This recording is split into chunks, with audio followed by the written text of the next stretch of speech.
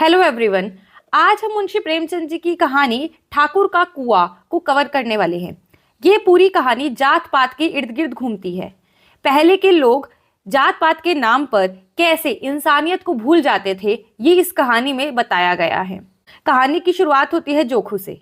जोखू ने लोटा मुंह से लगाया तो पानी से सख्त बदबू आई। गंगी ने बोला, यह कैसा पानी है, मारे दुर्गंध के पिया नहीं जाता, गला सूखा जा रहा है, तू ऊपर से सड़ा पानी पिला रही है। गंगी प्रतिदिन शाम को पानी भर लिया करती थी। कुआं दूर था, बार बार आना जाना मुश्किल था। कल वह पानी लाई तो उसमें बदबू बिल्कुल नहीं थी। आज पानी में बदबू कैसी? लोटा नाक से लगाया तो सचमुच बदबू थी। जरूर कोई जानवर कुएं में गिरकर मर गया होगा। मगर दूसरा पानी आवे कहां से? ठाकुर के कुएं पर कौन चढ़ने देगा? दूर से ही लोग डांटेंगे। साहू का कुआं गांव के उस सिरे पर है, लेकिन वहां भी कौन पानी भरने देगा? चौथा कुआं गांव में है ही नहीं। जोखू कई दिनों से बीमार था। कुछ देर तो प्यास रोके चुपचाप पड़ा रहा, फिर बोला, अब तो मारे प्यास के रहा नहीं जाता, ला इसी पानी को दे दे, नाक बंद करके थोड़ा सा पी लूं। लेकिन गंगी ने पानी नहीं दिया। वह इतना तो जानती थी कि खराब पानी पीने से बीमारी और बढ़ जाएगी, लेकिन वह यह नहीं जानती थी कि पानी को उबाल कर देने से उसकी खराबी जाती रहती है। बोली, इस पानी को कैसे पियोगे? ना जाने कौन सा जानवर मरा पड़ा है, मैं दूसरे कुएं से पानी ला देती हूँ। यह सुनकर जोखू ने उसकी तरह आश्चर्य से देखा और बोला, दूसरा पानी कहाँ से लाएगी? गंगी बोली, ठाकुर और साहू के दो कुएं तो हैं, क्या वे एक लोटा पानी भी नहीं देंगे? जोखू बोला, हाथ पांव तुड़वाने का इरादा है क्या? चुपचाप बैठी रहे, ब्राह्मण देवता आशीर्वाद देंगे, ठाकुर लाठी मारेंगे, साहू जी एक के 5 लेंगे। गरीबों का दर्द कौन समझता है? अगर हम मर भी जाते हैं तो कोई द्वार पर झांकने तक नहीं आएगा, कंधा देना तो दूर की बात है। क्या ऐसे लोग कुएं से पानी भरने देंगे? इन शब्दों में कड़वा सत्य था। गंगी क्या जवाब देती? फिर भी उसने वह बदबूदार पानी पीने को ना दिया। रात का समय था। सारे मजदूर थके मांदे सो चुके थे। ठाकुर के दरवाजे पर 10-5 बेफिक्रे जमा थे। मैदानी बहादुरी का ना तो अब जमाना रहा न मौका। कानूनी बहादुरी की बातें हो रही थी। कितनी होशियारी से ठाकुर ने थानेदार को एक खास मुकदमे में रिश्वत दी थी और साफ निकल गए। कितनी अक्लमंदी से एक मार्के के मुकदमे की नकल ले आए। सभी कहते थे नकल नहीं मिल सकती, कोई 50 मांगता, कोई 100। यहाँ बेपैसे कोड़ी नकल उड़ा ली। काम करने का ढंग चाहिए। इसी समय गंगी कुएं में पानी लेने पहुंची। कुप्पी की धुंधली रोशनी कुएं पर पड़ रही थी। गंगी जगत की आड़ में बैठी मौके का इंतजार करने लगी। इस कुएं का पानी सारा गांव पीता है, किसी के लिए रोक नहीं, सिर्फ ये बदनसीब नहीं भर सकते। गंगी का विद्रोही दिल रिवाजी पाबंदियों और मजबूरियों पर चोटें करने लगा। हम क्यों नीच हैं और ये लोग क्यों ऊंचे हैं? इसलिए कि ये लोग गले में तागा डाल लेते हैं। यहाँ तो जितने हैं एक से एक छठे हैं। चोरी ये करें, जाल फरेबी ये करें, झूठे मुकदमे ये करें। अभी इस ठाकुर ने तो उस दिन बेचारे गडरिये की एक भेड़ चुरा ली और बाद में मारकर खा गया। इन्हीं पंडित जी के घर में तो बारहों मास जुआ होता है। यही साहू जी तो घी में तेल मिलाकर बेचते हैं।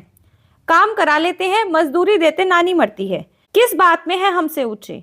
हाँ, मुंह से जरूर हमसे ऊंचे हैं। हम गली गली चिल्लाते नहीं कि हम ऊंचे हैं, हम ऊंचे हैं।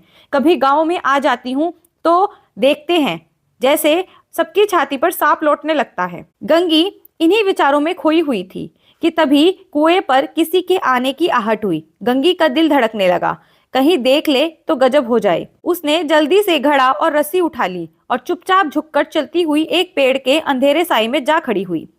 कब इन लोगों को दया आती है किसी पर?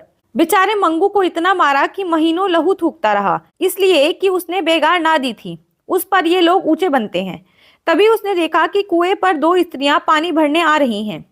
दोनों आपस में बातें कर रही थी। पहली, खाना खाने चले और हुक्म हुआ कि ताजा पानी भर लाओ, घड़े के लिए पैसे नहीं हैं। दूसरी, हम लोगों का आराम से बैठे देखकर जैसे मर्दों को जलन होती है। पहली स्त्री बोली, हाँ, यह तो ना हुआ कि कलसिया उठाकर भर लाते, बस हुक्म चला दिया कि ताजा पानी लाओ, जैसे हम लड़कियां ही ना हो। दूसरी ने कहा, लड़की नहीं हो तो क्या हो तुम? रोटी कपड़ा नहीं पाती, 10-5 रुपए छीन झपट कर ले ही लेती हो, और बताओ फिर लड़की कैसी होती है?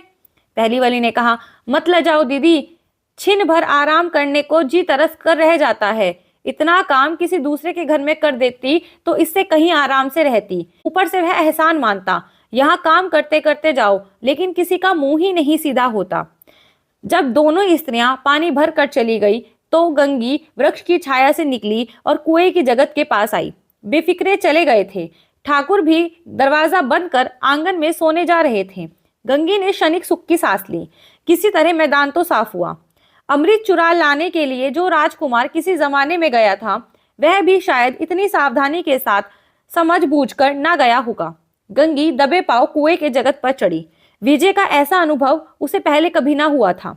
फिर उसने रस्सी का फंदा घड़े में डाला, दाएं बाएं चौकन्नी दृष्टि से देखा, जैसे कोई सिपाही रात को शत्रु के किले में सुराग कर रहा हो। अगर इस समय वह पकड़ ली गई तो फिर उसके लिए माफी या रियायत की रत्ती भर भी उम्मीद नहीं। अंत में भगवान का नाम लेकर उसने अपने दिल को मजबूत किया और घड़ा कुएं में इस प्रकार डाला कि जरा भी आवाज ना हुई। गंगी ने 2-4 हाथ जल्दी जल्दी मारे और घड़ा कुएं की मुंडेर तक खींच लिया। कोई बड़ा पहलवान भी इतनी तेजी से उसे ना खींच सकता था, मगर जैसे ही गंगी ने झुककर घड़े को जगत पर रखने के लिए हाथ में पकड़ना चाहा कि तभी ठाकुर साहब का दरवाजा खुल गया और गंगी के हाथ से रस्सी छूट गई। रस्सी के साथ ही घड़ा भी धड़ाम से पानी में गिर गया। ठाकुर, कौन है पुकारते हुए कुएं की तरफ आ रहे थे और गंगी जगत से कूदकर भागी जा रही थी।